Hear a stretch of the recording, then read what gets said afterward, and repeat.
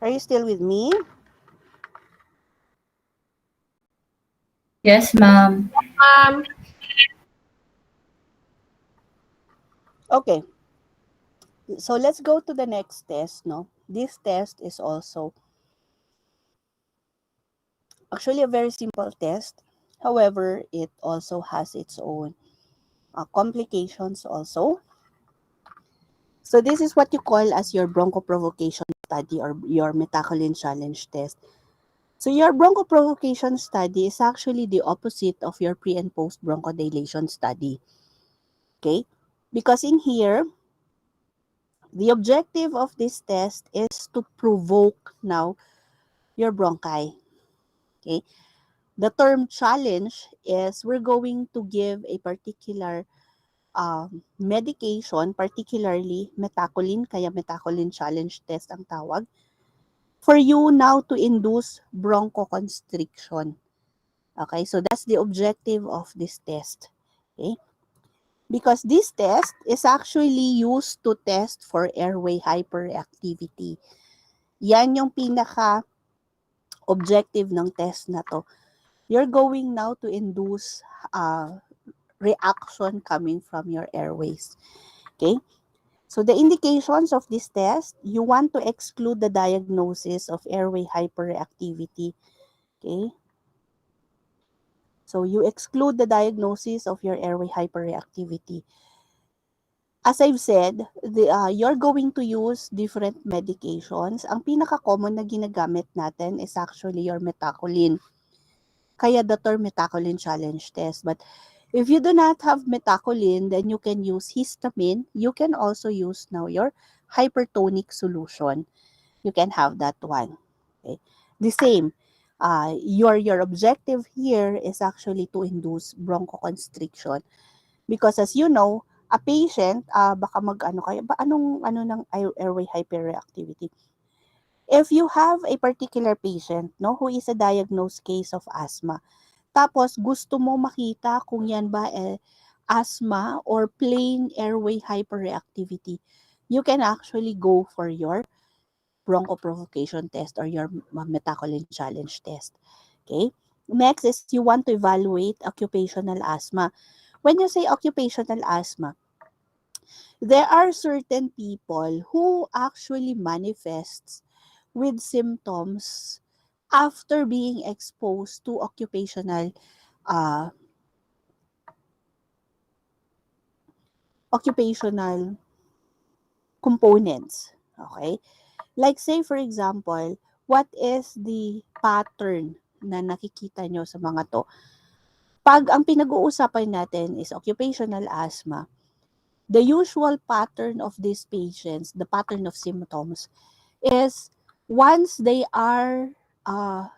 leave now their place of work, doon sila nagmamanifest ng kanilang symptoms. Okay? When they are not exposed to their places of work, wala silang nararamdaman. Okay? So, no signs, no symptoms of coughing, no symptoms of wheezing, difficulty of breathing. So, usually, kung ang work ng mga yan is Monday to Friday, pagkaalis nila sa kanilang workplace, that's where they manifest with the different symptoms.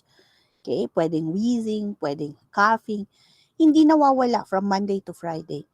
Saturday, Sunday, since it's their days off, nawawala yung simptomas. So they do not actually feel wheezing. They do not even manifest with coughing. So that's a particular pattern of symptoms of this particular group of patients if they are talking about occupational asthma. So you would like to evaluate whether they are having now occupational asthma. Okay? So magagawa mo yan when you do now your bronchoprovocation test. And then of course, once you have no the airway hyperreactivity, you can actually see, you can assess. The next step is actually to assess the severity. How severe ba is the hyperresponsiveness? Okay? Actually, in doing this test, you can already see kung yan ba napaka-severe ba ng kanyang hyperreactivity, airway hyperreactivity or airway hyperresponsiveness. Or baka naman, doon siya sa pinaka-extremes, but there is. Okay? I will explain later. Determine the relative risk of developing asthma.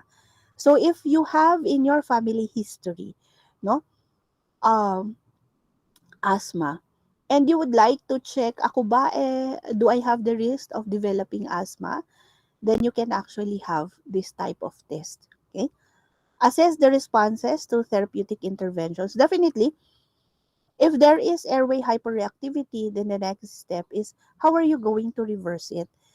So, after that one, bigyan natin ng mga medications. Tingnan natin saan siya magre-respond. Okay? So, that is the different indications of this test. Absolute contraindication. Again, as I've said, when you talk about absolute contraindication, it means it's a no-no.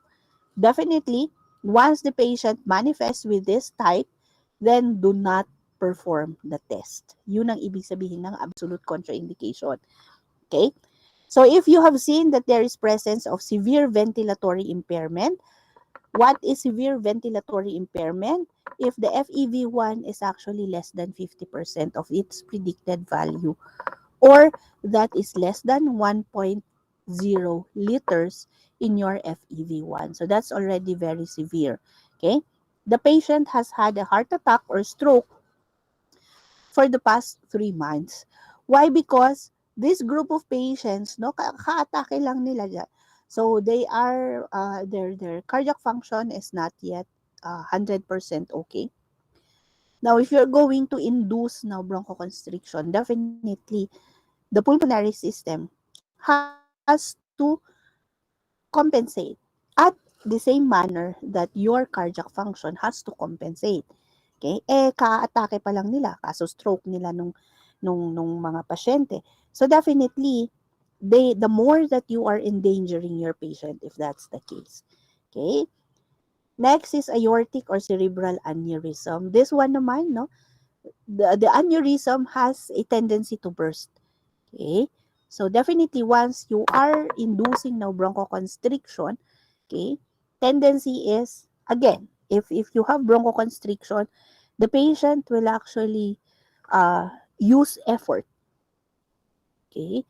And pag effort ang pinag-uusapan natin, it can actually break now aortic or cerebral aneurysm, which can actually induce greater danger to your patient. Uncontrolled hypertension, ibig sabihin nun, hindi mo na-maintain yung kanyang BP. That is what you mean when you say uncontrolled hypertension. Diba? So, even if the patient has hypertension, however, it's controlled, then you can actually perform the test. What we are particularly interested in is uncontrolled hypertension. Okay? Relative contraindication, again, you can perform the test provided you have to be ready with your materials, and of course, you have to be ready with the consequences. So, pwedeng gawin, however, may however doon. That is what you mean when you say relative contraindications. Okay? So, moderate ventilatory impairment. So, ibig sabihin nun, it's not less than 50%, but it's actually higher. Okay? Inability to perform spirometry. The inability to perform spirometry, again, as I've said, might be due to lack of explanation or lack of understanding kasi medyo vague yung explanation nyo regarding sa test or how they're going to perform the test. That's the reason why they cannot perform their spirometry. Yun naman yun. Or they lack coordination. Okay? Next is significant response to inhaling the diluent. Okay? So, since you are using different types of diluent or different types of medications for you to induce hypertension tuloy, for you to induce now your bronchoconstriction. So, there is already, some patients are highly sensitive, sabi ko nga. Okay? So, recent respiratory tract infection. If the patient has had a respiratory tract infection within the past 2 to 6 weeks, then i-withhold mo muna yung test. After the 6th week, then you can proceed with the test. Okay? Current use of cholinesterase inhibitor medications. This one, if the patient is under this type of medication, then maybe you can go for alternative. Sabihin nyo sa mga doktor nila, baka they can have alternative medications para you can proceed with the test. Or if you can stop muna the medication while the patient is actually undergoing this test. Okay? Pregnancy and lactation, definitely. If the patient is pregnant or lactating mother, the medications that you're going to use kasi can cross now the milk glands. Okay? So, the barrier, pwedeng mag-cross yan. So, pwede mong matransfer yung medication from the mother going to the baby. I mean, from the mother from the mother going to the baby. Okay? So, if that's the case, if the patient is pregnant, then withhold muna the test.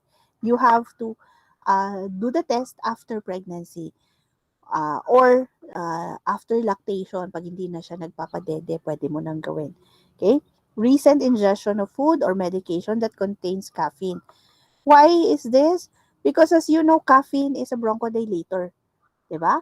So, ang objective natin in this particular test is actually for us to induce bronchoconstriction or bronchospasm.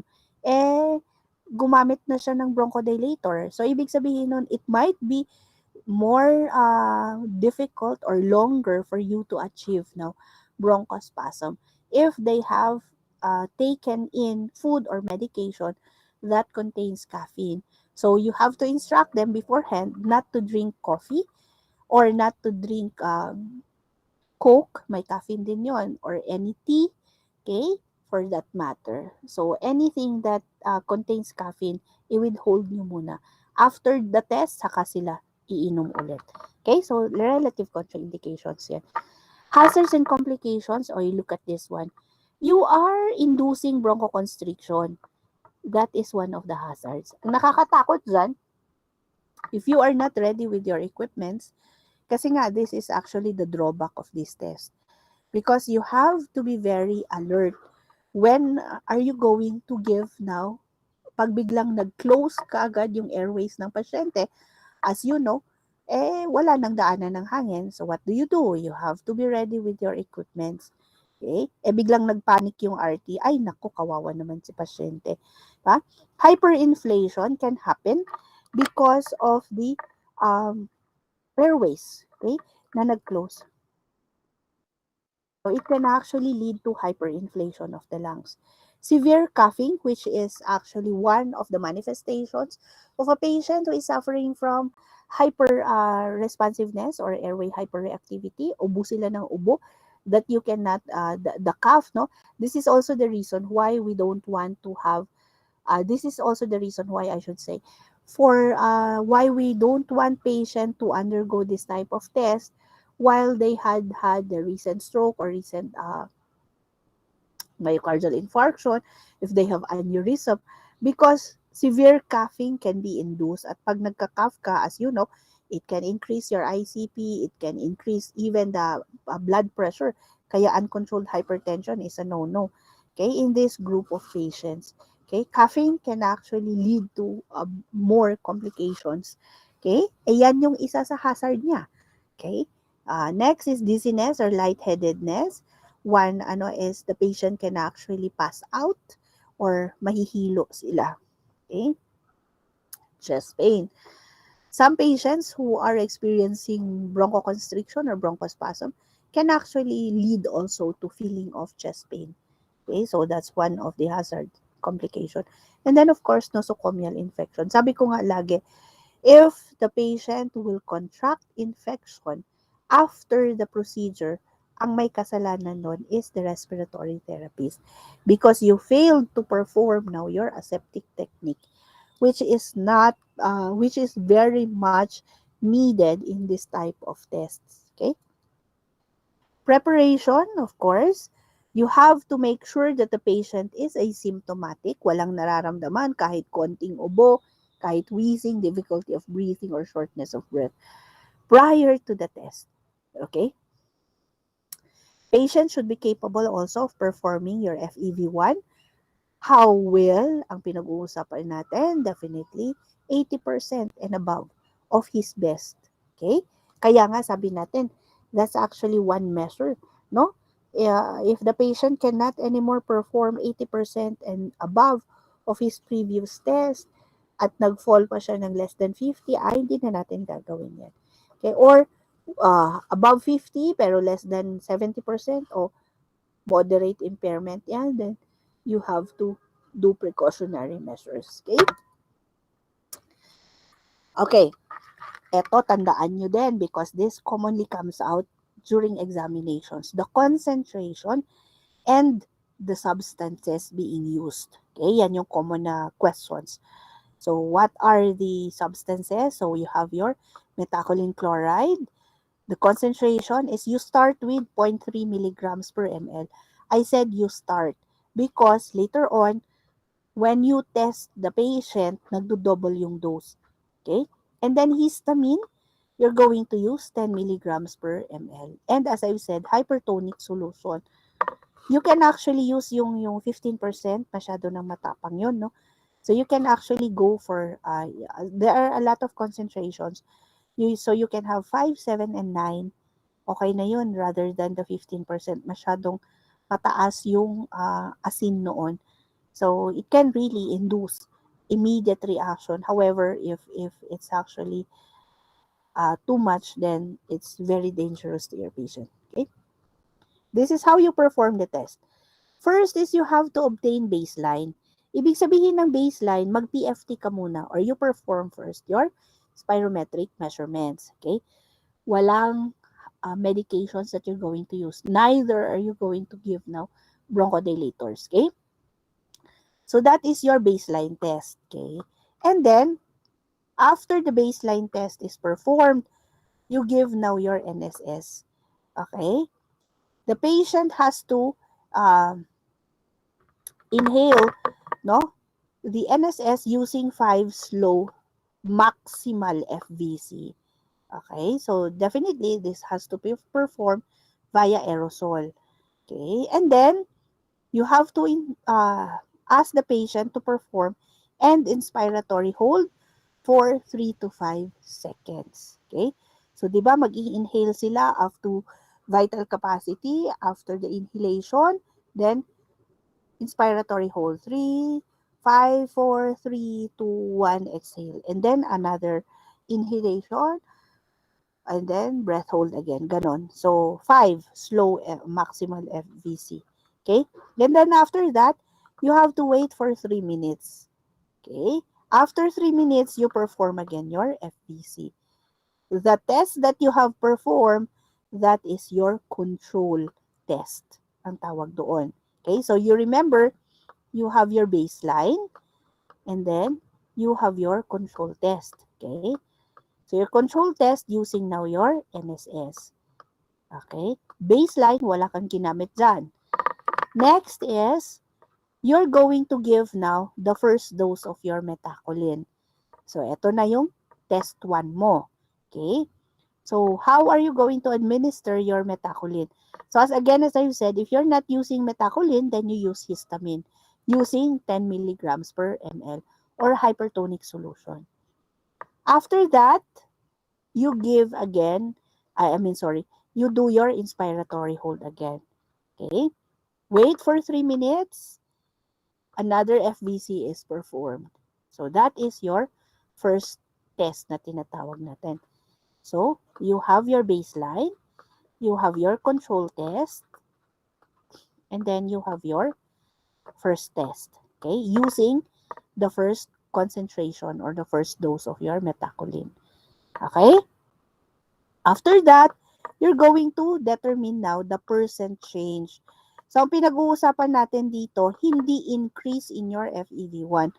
But you're going to check for the decrease in your FEV1. Okay? So, decrease ang tinitingnan natin, ha? Okay? Oh, how are you going to check if you have a decrease or you have a change? Okay? So, this is the formula. So, you get now your control test, the result of your FVC using your control. Get again the result of your FEV1 using first test, okay? Divide by the test, divide by your FEV1 in your control, and then multiply by 100 kasi it's a percent change. Okay? So, yan yung, where are you going to compare this one? You compare it with your baseline. Kaya tayo nag-baseline. Okay? Oh, yun yung ibig sabihin nun. Ito ang magiging resulta. If the FEV1 first test is reduced more than 20% below the control, then that is your positive test. Okay? Confirm the test after 6 minutes. Okay? Then it has to give the same result. Pag nagbago yung result niya, either nag-normalize siya or bumaba yung percent change niya. Previously, the first computed change was 20%. Nung inulit mo ulit siya after 6 minutes, it went down to 15. Okay? If that's the case, then you call it borderline. Hindi siya positive. Okay? If you do not see any reduction in your FEV1, then it is a negative test, ang tawag doon. What are you going to do? Hindi ka magsa-stop doon. Okay? But you proceed with the next higher dose. Sorry, this is supposed to be X. You proceed with the next higher dose of your metacolin. So what is the next dose? Double the dose. So kung nag-umpisa tayo ng 0.3, you're going to double it. Magiging 0.6 na siya. Okay? So 0.6 milligrams per ml. So, bibigyan mo ulit siya nun. Okay? Same procedure. You're going to have 5 slow maximal FVC, breath hold after your inspiration, and then wait for 3 minutes before you're going to have the measurement.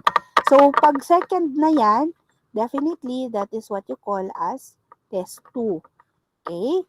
So, ang possible outcomes will be you continue with the test until the maximum dose. Tandaan nyo din ito.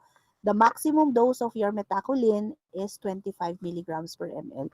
What do you mean by this one? If the patient has already taken in 25 milligrams per ml of your metacolin and yet the results are still negative, then it is really a negative. Hindi mo na pwedeng doblehin yan at gawin mong 50 milligrams per ml. No. So you have to stop the test. It is actually a negative test. Ibig sabihin nun, hindi hyperreactive yung airways ng pasyente mo. Okay? Or you stop the test once you see a positive response. Okay? Anytime. Let's say for example, trial 2 mo, 0.6 ka. Next na test mo, double again this dose. So it becomes 1.2 milligrams. That is your trial 3. Test 3. After the third test, that's where the patient manifested with a positive response. Dito mo na siya i-stop sa test 3 kasi may positive response ka na. Okay? Monitor your patient for any indication of bronchospasm. This is very important. Okay?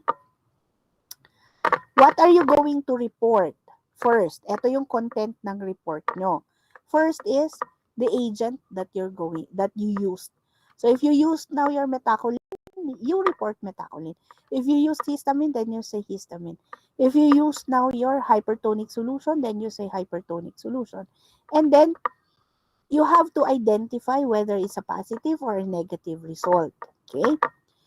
If it's a positive result, what is included? Don't just say positive result, but you have to give the nature of the reaction. If it's coughing, if it's wheezing, if it's actually difficulty of breathing or chest pain, then you have to give the nature of the reaction. And then the test parameter that was monitored. Okay, so definitely ang pinag-uusapan natin dito is actually your FEV1. So what's the result of your FEV1? Next is the last actual measured test parameter. Okay, so ulit kung test 3 siya nag-positive, you give now measured test parameter nung trial 2. because that is the last actual measured test parameter. Okay, so that's the content of your test report. Pag negative naman, they just say negative kasi it's negative naman eh. 'Di ba? Hindi mo naman na kailangan ng anuhin pa yan. Okay, so again, as I've said, if you have reached the maximum dose and yet the patient still does not manifest with any signs and symptoms of airway hyperreactivity or bronchospasm, then you stop the test. Okay? Negative talaga yon. Pag anytime in between the test, no? Sabi ko nga, meron yung iba na NSS pa lang yung binigay mo, nagre-react na sila. So that's really a very, very hyperreactive airway. Meron naman yung iba, first dose pa lang ng metacolin, nagre-react na sila. So they have already a positive response. Okay? So meron naman yung iba, up to the maximum dose, doon pa lang sila nakitaan ng positive result. So more or less, this type of patients are actually mga medyo kailangan mi-induce mo pa yung bago sila mag-react. Okay? However, there is really the reaction. Okay? Next one, CPET or your cardiopulmonary stress test. Okay, actually, ito na yung pinakahuli na pinaperform natin sa mga PFT natin, no? So, your cardiopulmonary stress test. Indications of your cardiopulmonary stress test or CPET or CPEX, parehas lang po yun, ha?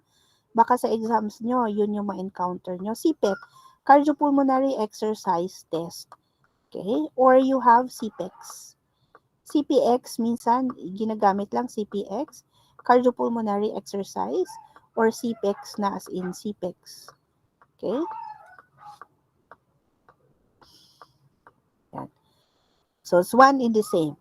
So, what is the general indication of this test? You want to assess for general physical fitness. Okay? You want to evaluate the dyspnea. Whether the dyspnea has a correlation with the chest pain or a fatigue, or if the dyspnea can be accompanied by a chest pain or a fatigue. Okay, so that's the general indication of your CPET. Okay, next is you want to evaluate certain pulmonary disorders, particularly your COPD or ILD. Okay, etong mga to, using now your CPET, you would like to check hanggang anong level ba sila nagkakaroon ng manifestations ng desaturation, difficulty of breathing, abnormalities, hanggang kailan. Why? Because you would like to administer now your intervention. So, kailan ba dapat yung pasyente gumamit ng oxygen? When are you supposed, what is the level only na kakayanin or ito-tolerate ng pasyente when you talk about your exercises in your pulmonary rehabilitation. So you can use actually your CPET or your CPEX. Okay? Evaluation of certain cardiovascular disorders, particularly pulmonary vascular disorders or coronary artery diseases. Okay? This group of patients kasi manifest also with the same manifestations of a pulmonary disorder like difficulty of breathing, chest pain, easy fatigability, which is commonly seen also in your pulmonary conditions. So you'd like to evaluate them, no, with regards to your cardiovascular disorders. And then, of course, other disorders that can actually affect not only the other systems, but can extend beyond your pulmonary system. So, neuromuscular disorders, obesity, or anxiety-induced hyperventilation. Okay? General contraindications, ano lang naman ang mga the general contraindications are limiting neurologic disorders kasi if they cannot actually perform the test or understand how to perform the test, then you cannot perform the test. Neurologic or neuromuscular disorders, orthopedic. Alam naman natin that when you talk about neuromuscular or orthopedic disorders, no, it affects your extremities. Ito, gagamitin mo extremities. because you will ask the patient now to perform work or to have strenuous activities. Okay? With regards to the pulmonary contraindications, definitely, if the FEV1 is less than 30% of your predicted values, PaO2 of less than 40 millimeters mercury on room air, or a PaCO2 of above 70 millimeters mercury, or a severe pulmonary hypertension. So once you see this one in your patients, then they are not supposed to perform the test. Okay? Cardiovascular contraindications naman, acute pericarditis, if these are what you see in your patients. Okay? CHF, or your congestive heart failure, recent myocardial infarction within the last 4 weeks, second and third degree AV block, significant atrial ventricular tachyarrhythmias, uncontrolled hypertension, unstable angina, recent systemic or pulmonary embolism, severe aortic stenosis, thrombophlebitis, or intracardiac thrombi. Okay? So this one will not only limit the performance of the test, but can actually limit also the performance of the heart. Okay? Alam natin, pag nag-severe strenuous activities ka, pati puso mo, kailangan mag-react. If the patient is already deceased or the heart is already deceased, then definitely it can affect. Minsan biglang babagsak yung pasyente mo, namatay na pala. Okay?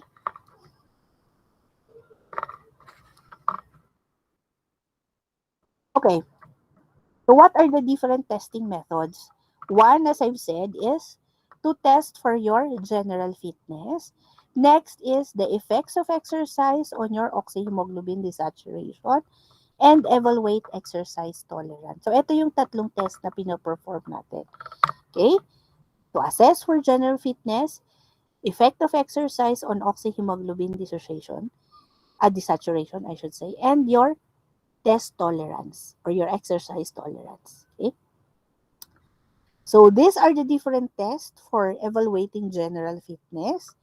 You can go for your 12-minute walk test. It's very simple lang kasi you just ask the patient to walk known distance for a period of 12 minutes. Okay? Minsan yung mga iba, kahit sasabihin natin napakasimple, pero hindi nila matatapos tong test na to. So it can mean that they are not generally fit. Or it can mean other conditions. Okay? Harvard step test, ito naman, step test. Subject steps up in a 20-inch high platform, so ganun kataas yung platform na aakyatin baba nila, at a rate of 30 step-ups per minute. Ibig sabihin nun, you're going to ask the patient to step up and down at a rate of 30 per minute. Okay, so medyo mabilis yun. And then, next is, while performing the step up, meron pang added backpack yan. So, ibig sabihin nun, may bit-bit pa siya, which is approximately 1/3 of the patient weight. O, isipin nyo na kung anong weight nyo ngayon. Yung 1/3 nun, get the 1/3 of that one. Yan yung content ng backpack mo. Okay? And then, you can actually increase the step height. Okay? So, paisa-isa yan. First is 30 steps up and down. Okay? And then, dagdagan mo yung weight. Okay? And then, after that, dagdagan mo yung height. Okay? What is the test for your evaluating the effect of exercise on your oxyhemoglobin desaturation? This one, this type of test will be helpful in the management of a patient with pulmonary disorders. The goal of the test is to exercise the individual at a level of the exertion. Up to what level of exertion, doon ka magkakaroon ng desaturation. Okay? So the test can be used to evaluate the severity or progress of pulmonary disorders or to evaluate now the benefit of your oxygen therapy.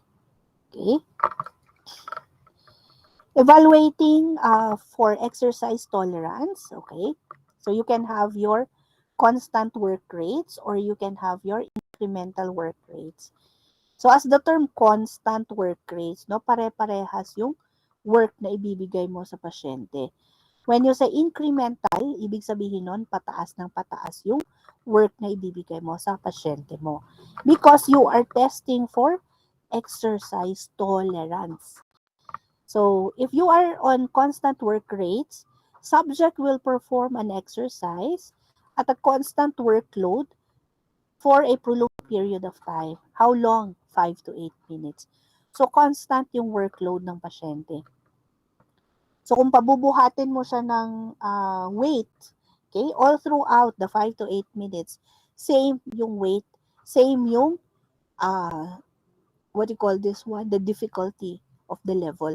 Kung palalakarin mo siya sa treadmill, if you started with an increment of, let's say for example, 25 degrees, then all throughout the 5 to 8 minutes, 25 degrees yan. Hindi ka nagdi-decrease or hindi ka nag-i-increase. Okay? Incremental work rate, the subject will start to exercise at a lower workload and then increase the work slowly. Gradually increase the workload. Yan yung ng incremental workload. Again, as I've said, first is the patient started running on a flat surface. Okay, sa treadmill, naka-flat lang yung treadmill mo. After a while, itataas mo yung increment nung treadmill. So, let's say for example, magto 25% ka. Same speed. Next, itaas mo ulit. Or you make the speed faster, something like that. So, you increase the workload gradually. So, these tests are designed to test the exercise limits of a subject while measuring now your oxygen use, maximal oxygen use, okay, or your VO2 max. Okay? So, ibig sabihin nun, tinetest talaga natin kung hanggang kailan yung kayang i-tolerate ng pasyente mo. Okay? That's the reason why these are the equipments that you're going to use: treadmill, arm ergometer, rowing machines, swimming ergometer, dry gas meter, T-SOT spirometer, pneumotachometer, breathing valves, gas analyzers, ECG monitors, okay, LPB monitors, and oxygen therapy equipments. Okay? How to interpret the test? Okay. So, normal response to a cardiopulmonary stress test, the subject achieves a VO2 max that is within 95% of the confidence limit for the subject. So, how do they, what you call this one? How do they get the confidence limit of the subject? So, they calculate it. Okay? So, kinakalculate yan based on your weight and then, of course, the oxygen saturation, and then, of course, while you are performing your test. Okay? These are the abnormal responses to your cardiopulmonary stress test. Your measured VO2 value is below 95% of your confidence limit. Some factors are responsible for limiting the subject's ability to perform exercise. Ito na yung sinasabi natin. So, it can be poor conditioning. How will you know that it's plain poor conditioning and it's not related to any abnormality? Pero poor conditioning. Siguro sa atin nung pandemic hanggang ngayon, dahil bawas yung ating mga activities, lahat tayo poor conditioning if you will perform cardiopulmonary stress test. Okay? Heart rate max is achieved at a lower than normal workload. Okay? Ibig sabihin nun, you're going to calculate for the maximum heart rate that you're going to achieve using what is you're going to, ito yung sinasabi ko kanina, 95% and then your heart rate maximum. So, you use now your Carvonen's formula. I hope you're familiar with this one. Your Carvonen's formula, you're going to get your maximum heart rate and then your minimum heart rate, and then you calculate your target heart rate. Yan yung ibig sabihin. So, if you're going to use now the 95%, let's say for example, your target heart rate, ika-compute natin, ano ba dapat if you're going to use 95%, what is the target heart rate? So, you get now your, using your Carvonen's formula, meron ba ako dito? Tingnan natin, baka dito sa akin. Hindi ko pala na-include. Anyway, I hope my recollection of the Carbonen's formula is correct, no? So your target heart rate, you get now your maximum heart rate, okay, minus now your resting heart rate, okay, and then multiply it by the difference. You multiply it by, if you want the 95%, kasi you're going to use 75 to 95%. Okay, so kung ikaw kukunin mo yung 95%, the difference between your maximum heart rate and your resting heart rate, you multiply it by 0.95. So that is the target heart rate that you're going to achieve. Ibig sabihin nun, that is your 95% confidence limit. If you're going to use 85, edi 85 ang gagamitin mo. Okay, let's give examples. Let's say for example, your maximum heart rate is 100. Gawin na lang natin 0, 0. And then your resting heart rate is 60. Okay? So that is 40 ang difference nila. Okay? So 40 multiplied by 0.95 because we're going to get the 95% confidence limit. Okay? Compute nyo nga. 40 times 0.9. 0.95. So more or less, ilan yan? Ilan dapat ang ina-achieve mo? 38.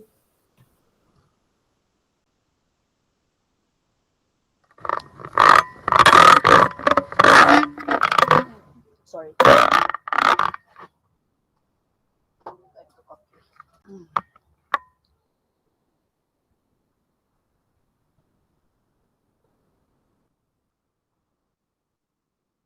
Anong sagot?